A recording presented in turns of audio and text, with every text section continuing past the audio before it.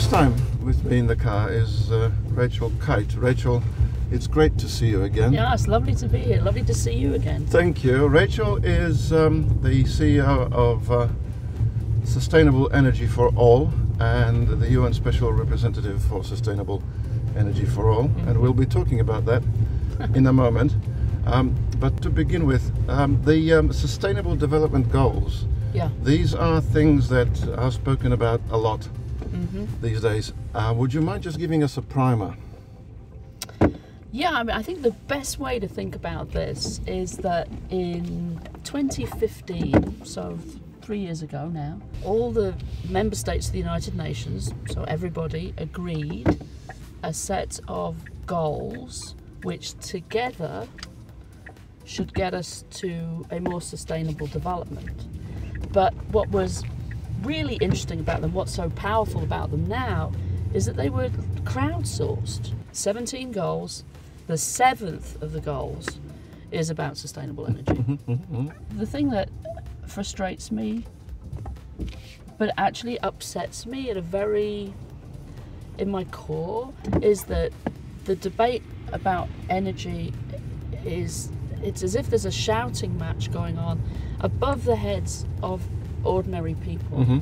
That poor people should not be put in a position of, for example, having to choose to cook a meal, but doing it with really dirty energy and therefore making the children ill, right? That is not a choice that anybody should have to make. But at the moment, by the sort of screaming that's going on, coal, no coal, some of the rather ridiculous sort of policy debate that goes on, ordinary people are being left out of this equation, and at the end of the day they need reliable and affordable and clean energy. And the extraordinary thing is that technologically we can give them that now. We're there now. We're there. Yeah. I mean, how exciting. Renewable energy can give you clean energy, and it can be delivered in so many different ways that even people who've never had an expectation, never had a hope of energy, can have it, But so then there are other things which are really difficult to imagine how we do them without carbon, right? So steel buildings, cement, heavy manufacturing. For that, it's not necessarily just a story of clean electricity. It's about hydrogen, it's about using, it's about efficiency, but it's also about new technologies, new materials and things like this. On the energy generation stuff, we were optimistic, but we were really worried about what we call these hard-to-abate sectors, these heavy industry.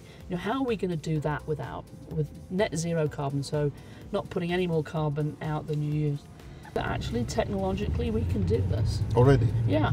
So heavy industry can be decarbonized? Yeah, I mean, for example, in Sweden there is already a steel plant that is zero net carbon, right? That's possible in Sweden. What's it going to take to make that possible anywhere? Well, that's politics and economics and finance. That's not technology. Again, we put our mind to it, we factor it in, we send the economic signals and the prices so that that's preferable to the alternative, and you start to see things happen. What are some of the more inspiring examples of leadership that you've seen? Leaders who have actually got this picture of the view of the world as it can be.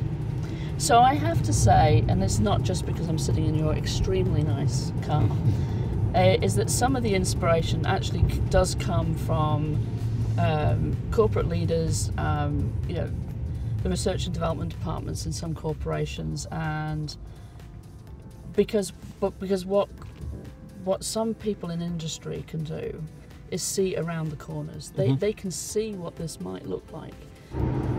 Are we suffering from a collective crisis of imagination? Is this the problem? I think partly, yeah. Familiar is so much easier, right? And in financial markets, the traditional technologies are priced more cheaply than new ones, even when new ones are showing really good results. In energy systems, the future energy systems are going to be digitalized and they're decentralized and they're going to be decarbonized, but still too much money is going into a centralized energy system that comes from a fossil fuel source, that will reach some people but not everybody, and it will do it very inefficiently. We're asking all of our guests to give us a leave behind, a takeaway, a pill of a message to the world, what is your climate message to the world?